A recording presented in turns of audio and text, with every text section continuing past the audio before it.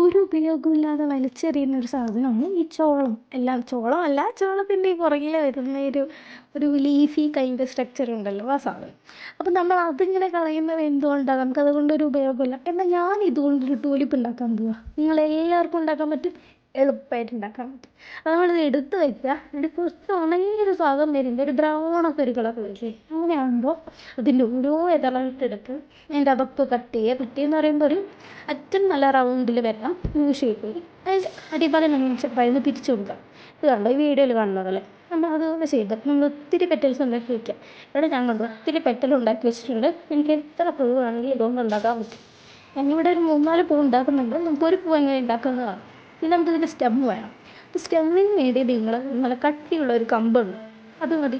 എല്ലാം വേണ്ടിക്കാനില്ലാത്തതുകൊണ്ട് നമുക്ക് സിമ്പിളായിട്ടല്ലേ ഉണ്ടാക്കാൻ പറ്റും. 3 ഇലക്കളി എടുക്കാം. എന്നിട്ട് എന്തെടുക്കാം, അതെന്ന് പറയുമ്പോൾ ചൂലിനെ ഉണ്ടല്ലോ, അതെടുത്തതിന് ശേഷം നമ്മളത് 3ഉം കൂടെ ഒരുമിച്ച് വെച്ചതിന് ശേഷം ടാപ്പ് ചെയ്ത് കൊടുക്കാം. അതിൻ്റെ ഒരു കട്ടിയുള്ള ഒരു പേപ്പർ കൊണ്ട് ഒരു കട്ടിയുള്ള ബോൾ ഉണ്ടാക്കിയിട്ട് അതും ഇതും കൂടെ ഒന്ന് ടാപ്പ് ചെയ്ത് കൊടുക്കാം.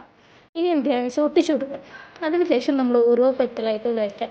അപ്പോൾ പെറ്റൽ അതിലിങ്ങനെ ഒട്ടിയിരിക്കണമെന്നുണ്ടെങ്കിൽ നിങ്ങളുടെ അടുത്ത് ബ്ലൂ ഉണ്ടെങ്കിൽ നമുക്കത് ഉപയോഗിക്കാം. ഞാനിവിടെ നൂല ഉപയോഗിക്കുന്നത്.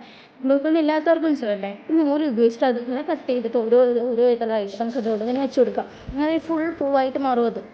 അപ്പോൾ ഒരു ടൂലിപ്പ് ഫ്ലവർ നമുക്ക് ഓൾറെഡി ആയിട്ടുണ്ട്. എനിക്കിനി ഒരു പെയിൻറ്റും ചെയ്യാണ്ട് ഇങ്ങനെ വെച്ചിരിക്കാനാണോ ഇഷ്ടം, അങ്ങനെ വെച്ചിരിക്കാം. എല്ലാം കുറച്ചുകൂടെ പെയിൻറ്റൊക്കെ ചെയ്തിട്ട് നല്ല രസമായിട്ട് വരുമല്ലോ. ഞാനിവിടെ ഒരു യെല്ലോ പെയിൻറ്റാണ് കൊടുക്കുന്നത്. എന്നിട്ട് അതിൽ ചെറുതായിട്ടൊരു പിങ്ക് കളറും കൂടെ ഒക്കെ ആഡ് ചെയ്തിട്ട്, ഇനി ഇത് പിങ്ക് മാത്രം വേണമെങ്കിൽ അങ്ങനെയും ചെയ്യാം. നമുക്ക് ഇഷ്ടമുണ്ടെങ്കിൽ എനിക്ക് കുറച്ച് സമയം മതി, നമുക്ക് എത്ര വേണമെങ്കിലും പൂക്കൾ ഉണ്ടാക്കിയെടുക്കാം. ഒരൊറ്റ ഇതിലുകൊണ്ട് തന്നെ ഒത്തിരി പൂക്കൾ ഉണ്ടാക്കിയെടുക്കാം.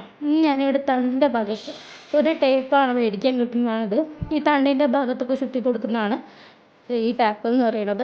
അപ്പോൾ നമുക്ക് പെയിൻറ്റ് എടുക്കാണ്ട് കഴിയാം. ഓക്കെ, നമുക്ക് സിമ്പിളാണിത്. ഈ ടാപ്പ് ഇങ്ങനെ ചുറ്റി കൊടുക്കാം. ഇതാകുമ്പോൾ തണ്ട് കംപ്ലീറ്റ് ആയിട്ട് പച്ച ഗ്രീൻ കളറിൽ വരും. അത് കഴിഞ്ഞ് ഞാനിവിടെ ഒരു 3 എണ്ണമൊക്കെ ഉണ്ടാക്കി എടുത്തിട്ടുണ്ട്. എനിക്ക് എൻ്റെ ഈ വീഡിയോ ടൂലിപ്പ് ഉണ്ടാക്കുന്ന എൻ്റെ വീഡിയോ ഇഷ്ടപ്പെട്ടെന്നുണ്ടെങ്കിൽ എനിക്ക് ഇതുപോലെ ഉണ്ടാക്കി നോക്കാം. എളുപ്പമാണ്. എൻ്റെ ഈ ലൈക്ക് ചെയ്യാനും ഫോളോ ചെയ്യാനും സബ്സ്ക്രൈബ് ചെയ്യാനും ഒന്നും മറക്കരുത്.